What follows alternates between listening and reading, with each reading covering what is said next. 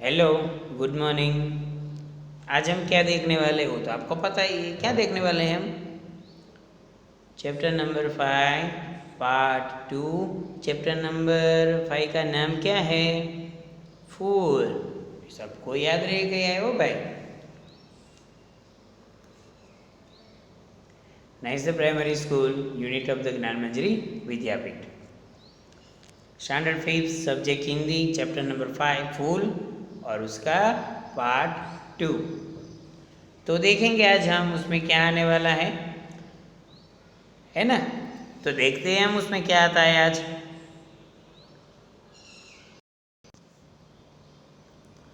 तो देखो यहाँ स्टार्ट होता है अभ्यास। बोलने की बारी। खुशबू का संसार कौन सजाता है? तो खुशबू का संसार फूल सजाते हैं। सबको आंसर आता था ना? नहीं आता था? कौन थे वो? ओके, सबको आता है। ओ भाई, तो फिर है फूल क्या क्या सहते हैं? फूल तेज गर्मी, ठंडी की मार, बरखा के तीर, कांटों का दर्द आदि अनेक प्रकार के कष्ट को सहते हैं। बेचारे फूल कितने अच्छे हैं, क्या कितना सहते हैं बोल। फूल हमें क्या क्या सीख देते हैं? मैंने बताया था आपको पोयम में कि क्या क्या सीख देते हैं हमें। तो फूल हमें यह शिक्षा देते हैं कि जीवन में कितनी भी कठिनाइयाँ क्यों न आ जाए, हमें उनका सामना मुस्कुराते हुए करना चाहिए। बिना किसी भेदभाव के सबको एक समान समझने की सीख भी फूल हमें देते हैं। देखो, फूलों में कोई भेदभाव होता है कि इसके पास ही मैं जाऊंगा, उसके पास नहीं जाऊंगा? होता है वो? ऐसा कुछ नहीं होता है। तो हमें वो सीखना है।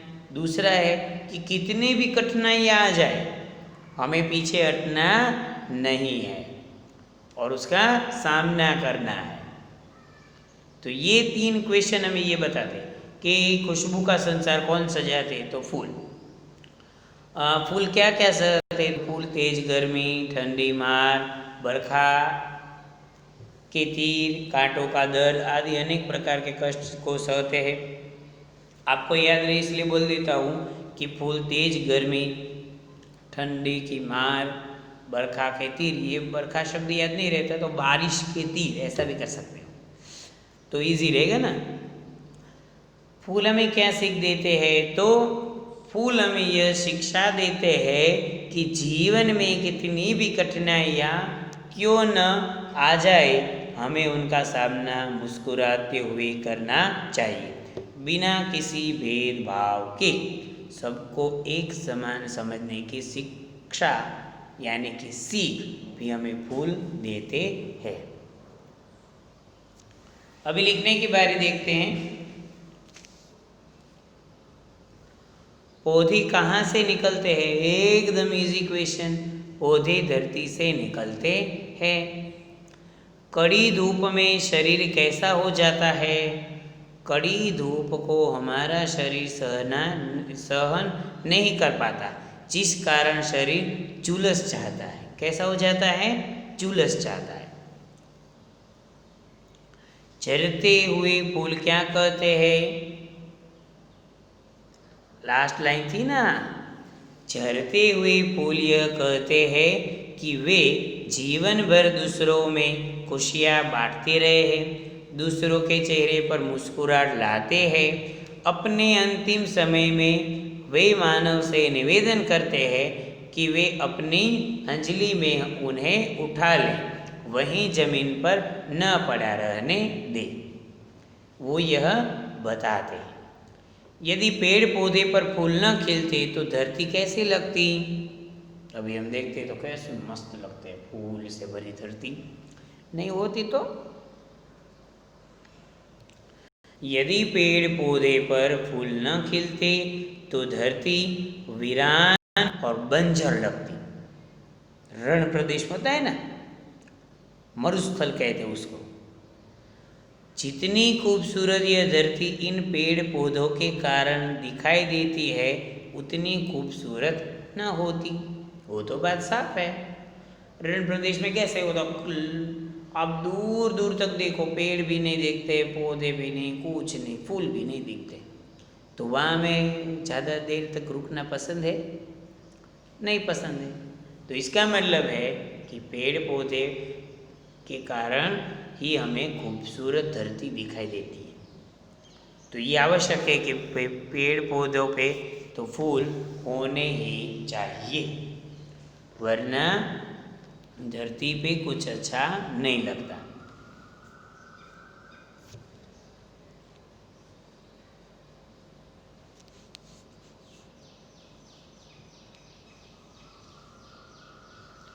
तो यहाँ हमने देख लिया बोलने की बारी कि खुशबू का संसार कौन सजाता है, तो फूल। फूल क्यों, क्या क्या सहते हैं, फूल हमें क्या सीख देते हैं। और उसके बाद हमने देखा पौधे कहाँ से निकलते हैं, कड़ी धूप में शरीर कैसा हो जाता है, झरते हुए फूल क्या कहते हैं, यदि पेड़ पौधों पर फूल न खिलते तो धरती कैसी लगती। अब देखते हैं एमसीक्यू। फूल किनसे मिलकर चहकते हैं, तो तितली, हवा और पक्षी से। ये उसके फ्रेंड है। फूल किनसे मिलकर चहकते हैं, तितली, हवा और पक्षी से। इस संसार को कौन जगमगाता है, फूल। फूल क्या क्या लुटाते हैं, आनंद और मुस्कान, ये लुटाते रहते हैं। तो यहाँ पे हमने लिखने की बारी, बोलने की बारी और एमसीक्यू देख लिए। पता चला ना आपको कि उसमें क्या क्या आता है, समझ गए? ओके, तो आगे जाए। अभी कविता की इन पंक्तियों के अर्थ लिखिए। कड़ी धूप जी भर झुलसाती, बरखा कभी तीर बरसाती, फिर भी जग को जगमग करती, कितना कुछ है सहते फूल। तो ये लाइन है, तेज धूप फूलों को भी भरकर जलाती है तथा तेज बारिश भी उनको कष्ट पहुंचाती है। इन सभी कष्टों को सहते हुए भी फूल अपनी सुगंध से इस संसार को सुगंधित तथा प्रकाशित करते हैं। इतनी सारी मुश्किलें बेचारे के ऊपर वो सह लेते हैं और मुस्कुराना और सुगंध फैलाना बोलते नहीं है, ये स्वभाव है उसका। तो इसी प्रकार हम भी कुछ ऐसे हमारे स्वभाव के अंदर, तो इसी तरह हम भी कुछ स्वभाव अपना बना लें, अपनी आदत बना लें, तो क्या होगा, किसको फायदा होगा, हमें ही फायदा होगा कि ऐसी आदत ही हो जाती है। फिर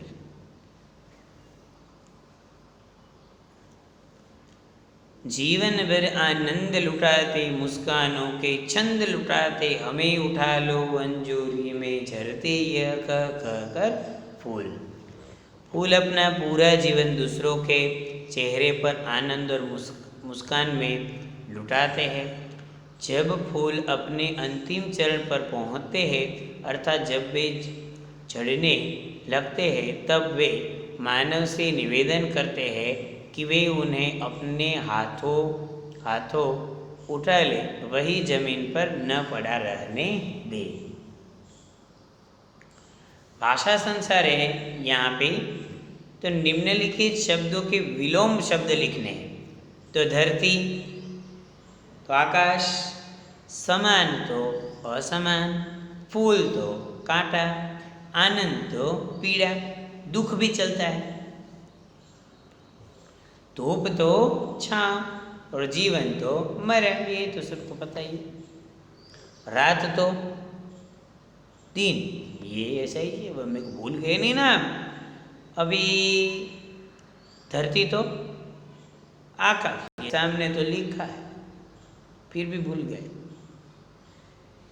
निम्नलिखित शब्दों के दो दो पये बॉक्स में से चुनकर लिखना है। तो यहाँ मैंने लिखे हैं खुशबू तो महक और सुरभि, बारिश तो बरखा और वृष्टि, जग तो विश्व और दुनिया, तीर तो बाण और शायक, क्या है शायक, धूप तो आतप और घाम, पुष्प तो कुसुम और सुमन। चलो, उचित कारक चिन्ह चुनकर खाली स्थान भरिए। यहाँ पे आपको कारक चिन्ह देखना है और उसके हिसाब से आपको वहाँ पे लगाना है। उचित कारक चिन्ह चुनकर खाली स्थान भरिए। देखो यहाँ पे, देखो फूल पर तितली बैठी है, तो देखो फूल पर, फूल कांटों के बीच रहते हैं, वे मुस्कानों के छंद लुटाते हैं, फूल खुशबू से संसार सजाते हैं, फूल इस जग को जगमग करते हैं। समझ गए? तो यहाँ पे ये भाषा संसार का जो पार्ट है वो भी यहाँ पे ख़त्म होता है। पहले हमने देखे क्वेश्चन आंसर के बाद, हाँ पहले भाषा संसार का तो हमने एक बार रिवाइज नहीं किया, देख लेते हैं एक बार। हाँ, तो पहले हम देखते हैं भाषा संसार का क्वेश्चन नंबर 1, और क्या है आपको बोलना है विलोम। चलो, धरती तो क्या होगा आकाश, समान असमान, फूल कांटा, आनंद पीड़ा। सब बोल रहे हैं कि नहीं बोल रहे? कोई बोल रहे? ओके चलो। धूप तो छाव, जीवन तो मरण, खुशबू तो महक और सुरभि, बारिश तो बरखा और वृष्टि, जग तो विश्व दुनिया, तीर तो बाण शायक, धूप तो आतप घाम, पुष्प कुसुम और सुमन। एकदम इजी है। देखो फूलों पर तितली बैठी है, फूल कांटों के बीच रहते हैं, वे मुस्कानों के छंद लुटाते हैं, फूल खुशबू से संसार सजाते हैं, फूल इस जगह को जगमग करते हैं। तो सबको समझ में आ गई बात यहाँ पे, है ना? तो ये जो क्वेश्चन आंसर और भाषा संसार का पोर्शन था वो भी यहाँ पे हो गया समाप्त। और ये जो पोयम थी वो तो हमने फर्स्ट लेक्चर में ही देख ली। समझ गए आप सब? एक बार फिर से देख लो यहाँ से।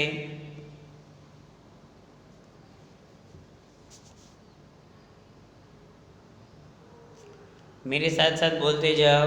धरती से पौधे निकले, पौधों पर महके फूल, खुशबू का संसार सजाए, कभी झूमते कभी लजाए, तितली पवन और पंछी से मिलकर हिलकर चहके फूल, कड़ी धूप जी भर झुलसाती, बरखा कभी तीर बरसाती, फिर भी जग को जगमग करते, कितना कुछ है सहते फूल, है समान सब डाली डाली, याद दुकान वह माला वाली, सीख अनूठी देते रहते, कांटों पर रह कर फूल, जीवन भर आनंद लुटाते, मुस्कानों के छंद लुटाते, हमें उठा लो अंजूरी में झरते यह कहकर फूल। तो यहाँ पे ये फूल जो चैप्टर है उसका क्वेश्चन आंसर और सब खत्म हो गया। अभी आपको क्या करना है, लिखने की बारी, बोलने की बारी, और भाषा संचार किस में होगी? टेक्स्ट बुक में। तो भाषा संचार जो टेक्स्ट बुक में, और लिखने की बारी और बोलने की बारी फेयर बुक में, MCQ भी फेयर बुक में। समझ गए? तो अब आपको कोई क्वेरी है? नहीं, क्योंकि सब समझ में आ गया है ना? तो यहाँ पे ये लेक्चर हम ख़त्म करते हैं। Okay, thank you, good bye.